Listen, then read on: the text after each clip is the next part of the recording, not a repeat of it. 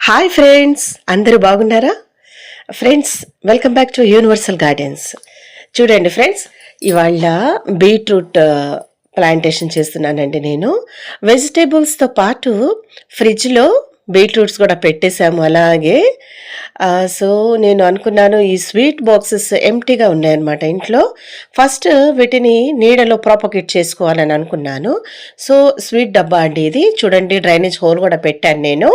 చూస్తున్నారు కదా మీరు, 2-3 డ్రైనేజ్ హోల్స్ పెట్టేశాను. ఎందుకంటే వాటర్ నిల్వ ఉండకూడదు ఏ ప్లాంట్లో అయినా సరే. సో హోల్స్ పెట్టేసి హోల్స్ పైన కొబ్బరి పెంకులు ఇలా పెట్టేశాను. ఎందుకంటే ఈ హోల్స్లో నుంచి సాయిల్ వెళ్ళకుండా, మనం ఎప్పుడైతే వాటరింగ్ చేస్తామో ఆ హోల్స్ నుంచి సాయిల్ వెళ్ళిపోయింది. అది కూడా వాటర్ డ్రైనేజ్ సిస్టమ్ కూడా ఫ్రీగా ఉండాలని ఇలా పెడతారనమాట హోల్స్ దగ్గర. అదే పెద్ద పెద్ద పాట్స్లో అయితే పెద్ద పెద్ద స్టోన్స్, కోల్ అంటే మీకు తెలుసు కదా, బొగ్గు, అలాంటివి వేసుకోవచ్చు.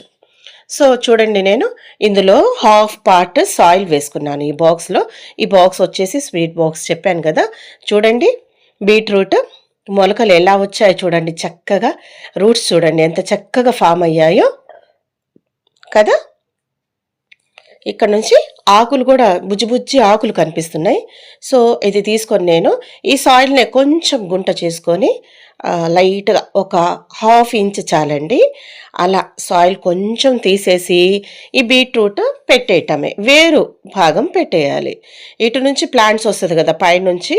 సో ఈ పార్ట్ పైన ఉండాలి. పూర్తిగా మునగాలి, హాఫ్ దాకా రావాలి అని కూడా లేదండి.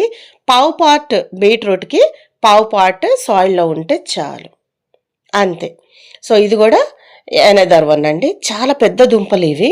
నేను అందుకనే మొలకలు వస్తున్నాయి, ఇవి జాగ్రత్త చేసి ప్రాపగేట్ చేసి మళ్ళీ పెద్ద పాట్లో పెట్టే ఐడియాతో నేను ఫస్ట్ సర్వైవ్ చేయడానికి ఈ స్వీట్ బాక్స్లో నాటుకున్నాను అనమాట.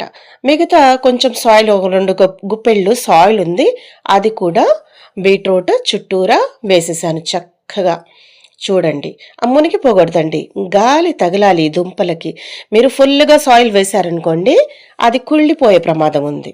వాటరింగ్ కూడా లైట్గా 2 in a day, అది కూడా వాన పడినట్టు కొంచెం ఇలా చల్లితే చాలు. బీట్రూట్కి, దుంప జాతి ఏ దానికైనా సరే వాటర్ చూసి వేసుకోవాలి.